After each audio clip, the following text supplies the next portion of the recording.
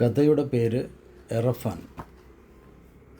Doctor Sini Joyce Mathew എഴുതിയ പുസ്തകങ്ങളിൽ രേഖപ്പെടുത്തിയത് എന്ന കഥാസമാഹാരത്തിൽ നിന്ന്.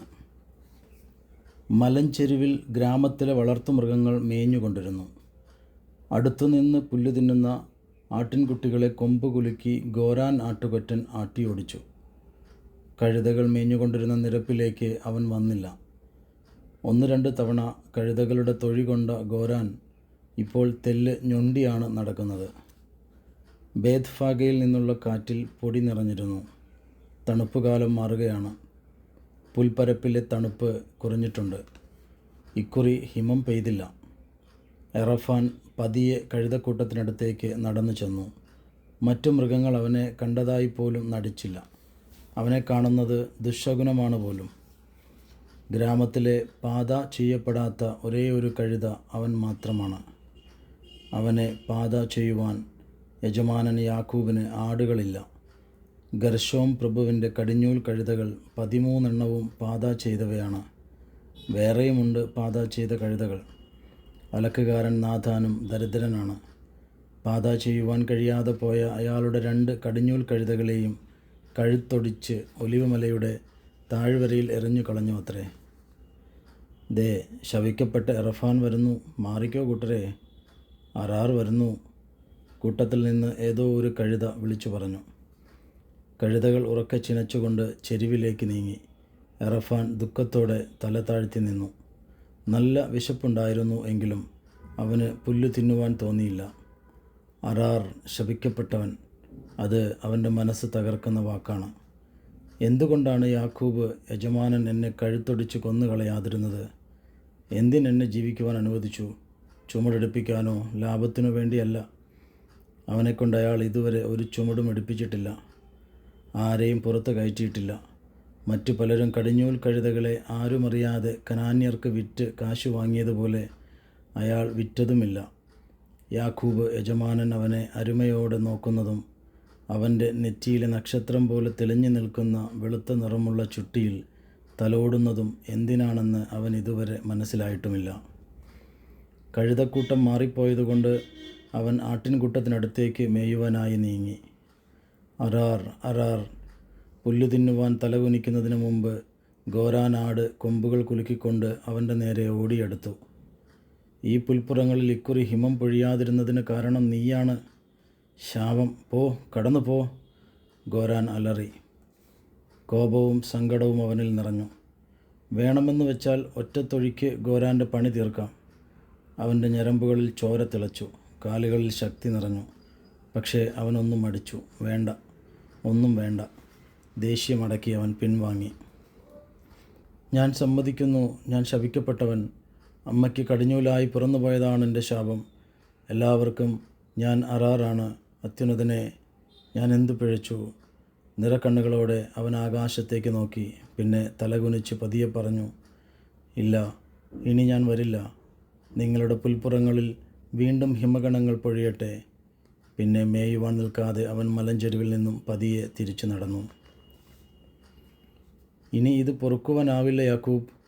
പെറ്റുവീണ് കഴിഞ്ഞാൽ 30 ദിവസത്തിനകം കടിഞ്ഞൂൽ കഴുതിയെ പാത ചെയ്യണം. നീ അവധി പറഞ്ഞ് 2 വർഷം കഴിഞ്ഞു. ഇനി സമയം നീട്ടി ചോദിക്കണ്ട, നിനക്ക് തീരുമാനിക്കാം. റബ്ബി യാബീൻ യാക്കൂബിനോട് കയർക്കുകയാണ്. ഞാൻ ദരിദ്രനാണ് റബ്ബി. പാത ചെയ്യുവാൻ എനിക്ക് എങ്ങനെ കഴിയും? എനിക്കൊരു ആടെങ്കിലും ഉണ്ടായിരുന്നെങ്കിൽ. എന്നോട് ക്ഷമിക്കണം പ്രഭോ. 1 മാസം കൂടി സമയം തരണം. ഞാൻ എങ്ങനെയെങ്കിലും. യാക്കൂബ് പറഞ്ഞ് മുഴുമിപ്പിക്കുവാൻ റബ്ബി യാബീൻ സമ്മതിച്ചില്ല. പാത ചെയ്യണമെന്ന് നിർബന്ധമില്ല യാക്കൂബ്. പക്ഷേ പാത ചെയ്യാത്ത കഴുതയെ നിർത്തിക്കൂടാ, വളർത്തിക്കൂടാ. അത് ജീവിച്ചുകൂടാ. അത് നിയമമാണ്. കൽപ്പനകളുടെ ഗൗരവം നിനക്കറിയാമല്ലോ. ഇത്രയും കാലം ഞാൻ അനുവാദം തന്നു എന്ന് സെൻഹിദ്രിനിലെ മറ്റ് അംഗങ്ങൾ അറിഞ്ഞാൽ വലിയ പ്രശ്നമാകും. ഇനി ഞാൻ ഒന്നും പറയുന്നില്ല. കഴുതയെ ഇന്ന് സൂര്യൻ അസ്തമിക്കുന്നതിന് മുമ്പ് ഗ്രാമത്തിന് പുറത്തു കൊണ്ടുപോയി കെട്ടിയിരിക്കണം. ഞാൻ രാവിലെ വരും. റബ്ബി യാബീൻ ക്രുദ്ധിച്ച് ഇറങ്ങി നടന്നു. അയാൾ സെൻഹിദ്രിനിലെ മുതിർന്ന അംഗമായിരുന്നു. പാത്തിയിൽ നിന്നും വെള്ളം കുടിച്ചുകൊണ്ടിരുന്ന എറഫാൻ എല്ലാം കേൾക്കുന്നുണ്ടായിരുന്നു. ഇനി എന്താണ് സംഭവിക്കുകയെന്ന് അവനറിയാം. ആലയുടെ അടുത്തേക്ക് ചണക്കയറുമായി യജമാനന് യാക്കൂബ് നടന്നു വരുന്നത് അവൻ കണ്ടു. അവൻ തലകുനിച്ചു നിന്നു. യാക്കൂബ് വന്ന് അവനെ സ്നേഹത്തോടെ തലോടി. പരുപരുത്തതെങ്കിലും ആ കൈകളുടെ സ്പർശനം പതിവിലും സൗമ്യമായിരുന്നു. അവൻ്റെ നെറ്റിയിലെ ചുട്ടിയിൽ അയാൾ മെല്ലെ തലോടി. യജമാനൻ്റെ കണ്ണുകൾ നിറഞ്ഞിരിക്കുന്നത് അവൻ ശ്രദ്ധിച്ചു. കഴുത്തിൽ കയറിടുമ്പോൾ അവൻ അനങ്ങാതെ നിന്നു. തൻ്റെ പുറത്ത് യജമാനൻ ഒന്ന് കയറിയിരുന്നെങ്കിൽ അവൻ ആത്മാർത്ഥമായി ആഗ്രഹിച്ചു. അയാളോട് ചേർന്ന് ഉരുമ്മി നിന്ന് അവൻ കുനിഞ്ഞു കൊടുത്തു. പക്ഷേ യാക്കൂബ് കയറിയില്ല. അവൻ്റെ നെറുകയിൽ തലോടിയിട്ട് അയാൾ കയറുമായി മുന്നോട്ട് നടന്നു. വേദന തിങ്ങുന്ന മനസ്സുമായി എറഫാൻ യജമാനനോട് ചേർന്ന് പുറകെ നടന്നു. കഴുത്തിൽ വീണ കയറിന് ഇരുമ്പ് ചങ്ങലയേക്കാൾ ഭാരമുള്ളതായി അവന് തോന്നി. യാക്കൂബിന് പിന്നാലെ തെരുവിലൂടെ ഗ്രാമത്തിന് പുറത്തേക്ക് നടക്കുമ്പോൾ മേച്ചിൽപ്പുറങ്ങളിൽ നിന്നും മൃഗങ്ങൾ പറ്റം പറ്റമായി ഗ്രാമത്തിലേക്ക് മടങ്ങുന്ന സമയമായിരുന്നു. കൂട്ടരെ, അങ്ങനെ അവസാനം വന്നിരിക്കുന്നു. പുൽപ്പുറങ്ങളിൽ ശാപം നീങ്ങുന്നു. ഹാ ഹാ ഹാ. ഗോരാനാട് ഉച്ചത്തിലലറി. ആട്ടിൻപറ്റങ്ങൾ ആർത്ത് ചിരിച്ചു. കഴുതകളുടെ കൂട്ടം വഴിമാറി നടന്നു. തെരുവിന് പുറത്ത് വാതിൽക്കൽ അറവുകാർ മൃഗങ്ങളെ കെട്ടുന്ന കുറ്റിയിൽ യാക്കൂബ് അവനെ കെട്ടി. അവനെ വിട്ട് മടങ്ങുവാനാകാതെ അയാൾ കുറേ നേരം അവിടെ നിന്നു. അയാളുടെ കണ്ണിൽ നിന്ന് വീണ മിഴിനീരിൽ അവൻ്റെ ശിരസിലെ രോമങ്ങൾ നനഞ്ഞു. എറഫാൻ യജമാനനെ നോക്കി നിന്നു. അയാളുടെ കയ്യിൽ കരുതിയിരുന്ന വൈക്കോൽ അവൻ്റെ മുന്നിലിട്ട് യാക്കോബ് നിശബ്ദനായി മടങ്ങി. രാത്രിയിലെ മഞ്ഞിൽ അവൻ നനഞ്ഞു നിന്നു. ചന്ദ്രൻ മറഞ്ഞു നിന്ന ആ രാത്രിയിൽ നക്ഷത്രങ്ങളും കുറവായിരുന്നു. ഇരുളിൻ്റെ കനമേറി വന്നു. അങ്ങുമിങ്ങും മിന്നി നിന്നിരുന്ന നക്ഷത്രങ്ങളും മെല്ലെ മാഞ്ഞുപോയി. ഇനി ഒരു രാത്രി കൂടി മാത്രം. രാവിലെ റബ്ബിമാർ വരും. കയർ വലിച്ചുകൊണ്ട് മുൻപേ നടക്കും. അവർ തലയിൽ കൈവയ്ക്കും. പ്രാക്കും ശാപവും ചൊല്ലി തല പിടിച്ചുയർത്തും. മരമുട്ടികൾ കഴുത്തിനിരുവശവും തിങ്ങും. ശാപവാക്കുകൾ വീണ്ടും മുഴങ്ങും. എല്ലുകൾ ഞെരിയും. പിന്നെ ഒരു നടുക്കം. പിന്നെ ഒന്നുമില്ല. എല്ലാം തീരും. ജീവൻ വിട്ടുപോകുന്നതിന് മുൻപ് ബേത്ഫാഗയിലേക്കുള്ള ഇറക്കത്തിനപ്പുറത്തെ കൊക്കയിലേക്ക് ഉടൽ വലിച്ചെറിയും. ഒലിവ് മലയുടെ ചെരുവിലെ ശ്മശാനങ്ങളിൽ നിന്നും കഴുകന്മാർ ചിറകടിച്ചെത്തും. മാംസം കൊത്തിവലിക്കും. പച്ചമാംസത്തിൽ കഴുകൻ്റെ കൂർത്ത നഖങ്ങളും മൂർച്ചയുള്ള ചുണ്ടുകളും ആഴ്ന്നിറങ്ങും. ചെന്നായ്ക്കളും കുറുനരികളും വരും. അകലെ നിന്നിരുന്ന ഉണങ്ങിയ മരത്തിൻ്റെ ചില്ലകളിലിരുന്ന് മഞ്ഞിൽ വിറച്ച് മൂങ്ങകൾ മൂളി. എറഫാൻ ചിന്തകളിൽ നിന്നുണർന്നു. സമയം വളരെ പതിയെ നീങ്ങുന്നു എന്നവന് തോന്നി. താഴ്വരകളിൽ ചെന്നായ്ക്കൾ മുരളുന്ന ശബ്ദം, കുറുനരികൾ ഓളിയിടുന്നതും അവൻ കേട്ടു. യാക്കൂബ് രാവേറെ ചെല്ലുന്നതുവരെ വീടുകൾ തോറും അലയുകയായിരുന്നു. ഒരു ആട്ടിൻകുട്ടിയെ ആരെങ്കിലും കടമായിട്ടെങ്കിലും തരുമെന്നയാൾ കരുതി. അയാൾ പുതച്ചിരുന്ന പുതപ്പ് മഞ്ഞിൽ നനഞ്ഞു കുതിർന്നു.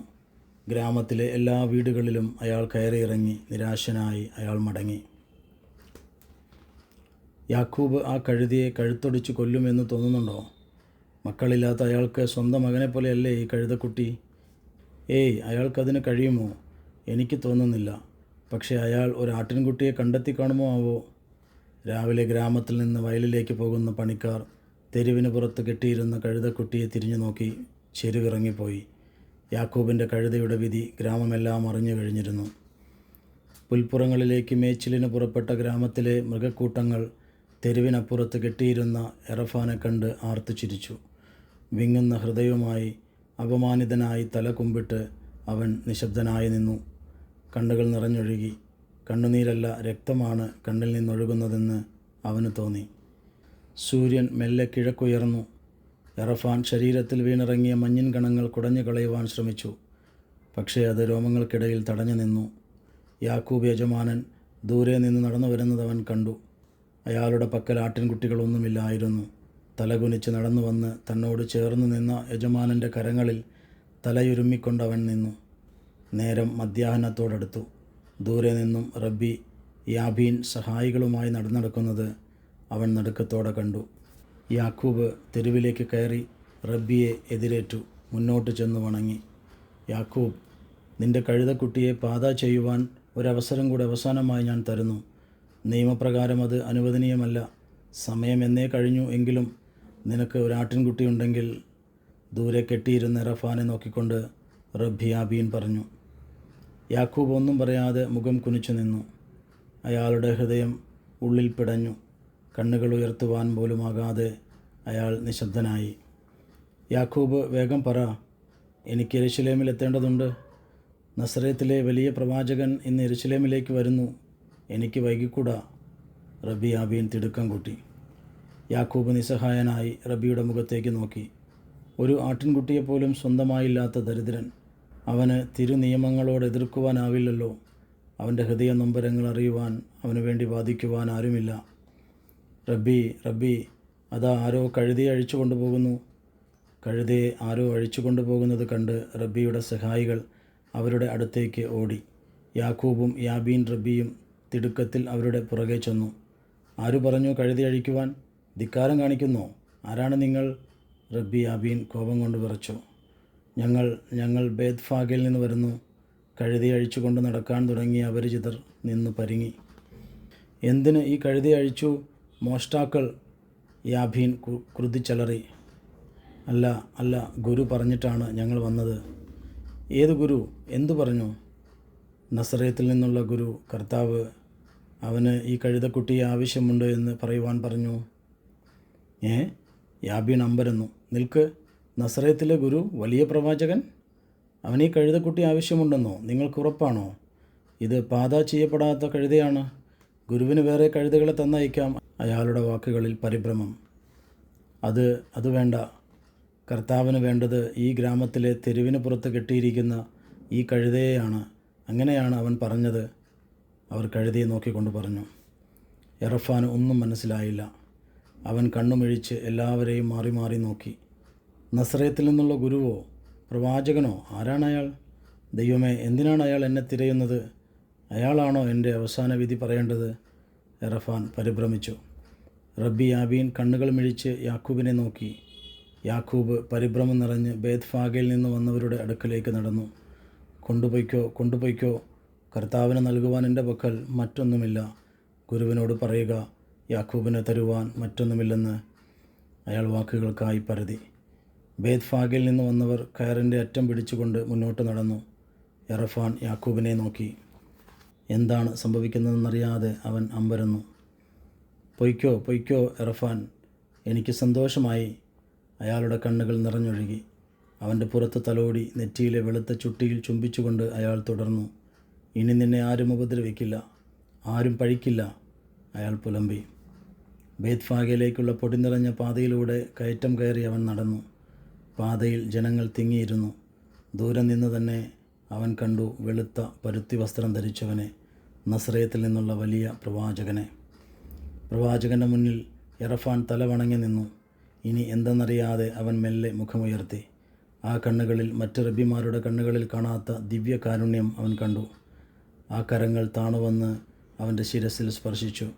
ആ കൈകൾ അവൻ്റെ കഴുത്തിൽ വീണിരുന്ന ചണക്കയർ അഴിച്ച് ദൂരേക്കെറിഞ്ഞു കളഞ്ഞു. അകലെ ഒലിവുമലയുടെ താഴ്വാരങ്ങളിൽ നിന്നും കഴുകന്മാർ പറന്നുപോയി. കുറുനരികളും ചെന്നായ്ക്കളും ഇരുൾമാളങ്ങളിലേക്ക് ഉൾവലിഞ്ഞു. ആരോ അവൻ്റെ പുറത്ത് വരകളും വർണ്ണങ്ങളുമുള്ള വസ്ത്രങ്ങൾ കൊണ്ടുവന്നിട്ട് അലങ്കരിച്ചു. പുതിയ കഴുതക്കോപ്പും അവനെ ധരിപ്പിച്ചു. എറഫാൻ ഏറ്റം കുനിഞ്ഞുകൊടുത്തു. പ്രവാചകൻ അവൻ്റെ പുറത്തേറി. ഹോശന്ന, ദാവീദ് പുത്രന് ഹോശന്ന! കുരുത്തോലകളും ഒലിവിലകളും വീശി ജനസഞ്ചയമാർത്തു. എറഫാൻ മുന്നോട്ട് നടന്നു. പ്രവാചകൻ്റെ ഭാരം വഹിക്കുന്നത് അവന് ഒട്ടും പ്രയാസമായി തോന്നിയില്ല. ആ ചുമട് ലഘുവായിരുന്നു. കർത്താവിൻ്റെ നാമത്തിൽ വരുന്നവൻ വാഴ്ത്തപ്പെട്ടവൻ, അത്യുന്നതങ്ങളിൽ ഹോസന്ന! ജനം ആബാലവൃദ്ധം യെരുശലേമിലേക്കുള്ള പാതയുടെ വശങ്ങളിൽ നിന്നുകൊണ്ട് ആർത്തുവിളിച്ചു. അവർ തങ്ങളുടെ വസ്ത്രങ്ങൾ വഴിയിൽ വിരിച്ചു, ഇലകളും പൂക്കളും വഴിയിൽ വിതറി. നോക്ക്, എറഫാനല്ലേ ആ പോകുന്നത്? കൂടെ നിന്ന മൃഗങ്ങളോട് ഗോരാൻ ആട് വിളിച്ചു ചോദിച്ചു.